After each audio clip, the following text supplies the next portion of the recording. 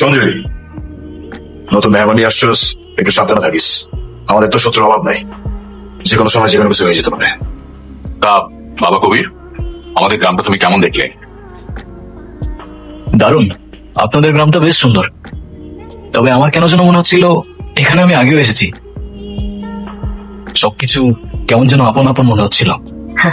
বাবা, ঢাকায় তোমার কে কে আছে আর তুমি করো কি? আমি একটা রেস্টুরেন্টে জব করি, একাই থাকি। পরিবার বলতে তেমন কেউ নেই, অনাথ বলতে পারেন। অনাথ কেন বলছো? আমরা আছি না, আমি আছি না। আমাকে কি তোমার মায়ের মতো মনে হয় না বাবা? তাছাড়া সব মায়ের না সব সন্তানকে আপন মনে হয়, অনাথ মনে হয় না। আজ থেকে তুমি আমার সন্তানের মতো, কেমন?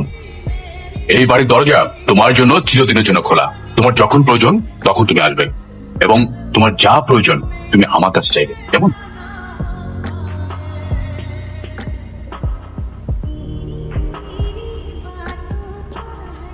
এখানে ঘুমাচ্ছ কেন? রুমে গিয়ে ঘুমাও। আচ্ছা ঠিক আছে। জুই, হুম, থ্যাঙ্কস থ্যাঙ্কস কেন? সবকিছুর জন্য। Thank you.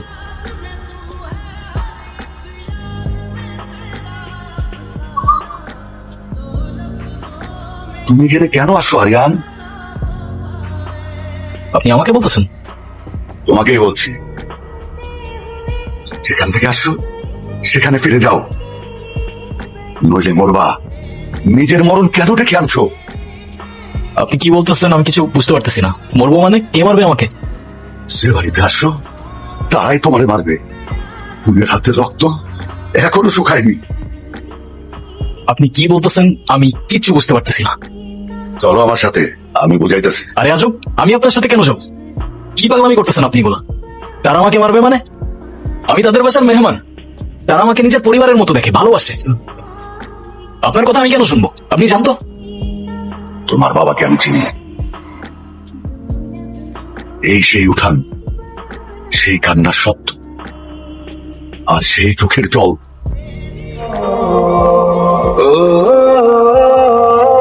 আমি এতিম হয়ে গেলাম কাকা। এই দুনিয়াতে আমার আর কেউ থাকলো না, এতিম হয়ে গেলাম আমি।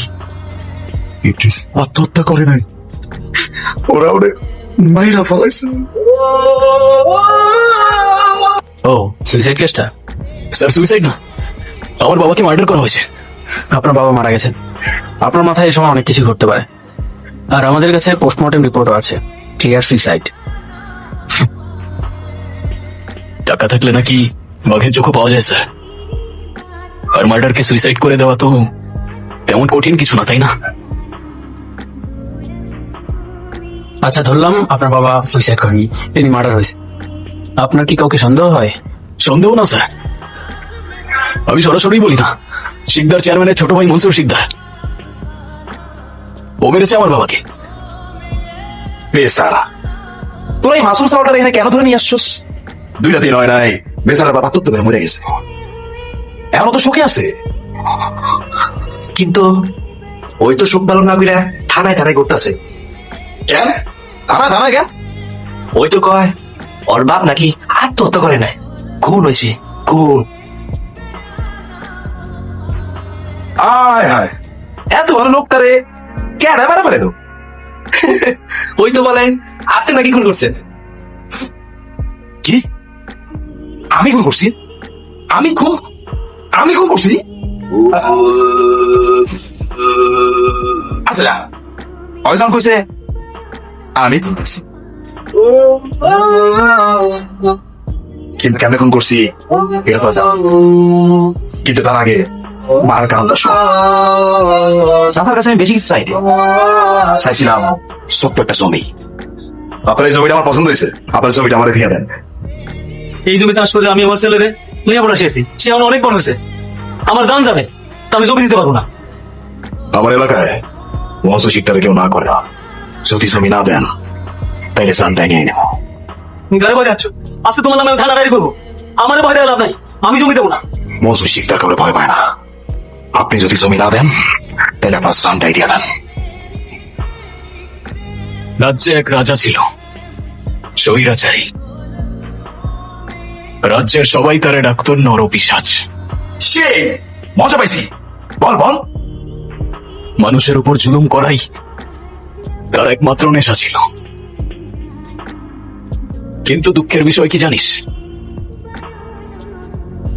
সেই রাজা নিজেও জানতো না যে তার রাজত্ব খুব বেশি দিন আর টিকবে না। কারণ এই দুনিয়াতে সব স্বৈরাচারেরই পতন হয়। সেই মজা পাইছি, তারপর? একদিন সেই রাজার রাজ্যেরই খুব সাধারণ একটা বাঘ রাজার বিপক্ষে চলে গেল, আর রাজার রাজত্ব চোখের পলকে ধূলিসাৎ হয়ে যায়।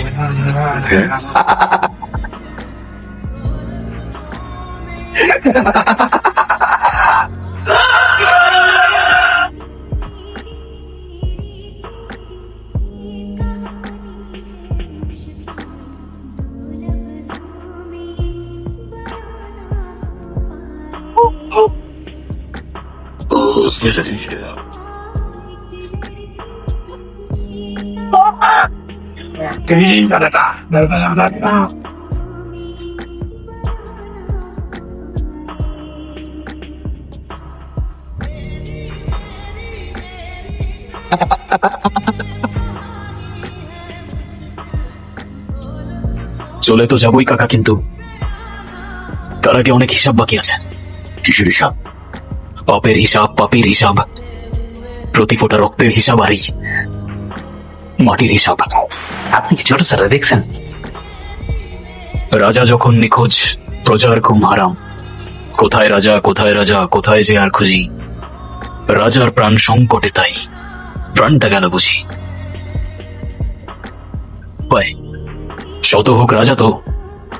আচ্ছা ধরো আমিন, সেই রাজা তোমার বাবাকে জমি লুট করে নেবার জন্য খুন করে সেটা আত্মহত্যা বলে চালিয়ে দেয়, তারপর তোমাকেও মেরে ফেলার চেষ্টা করে, তখন তুমি কি করতে?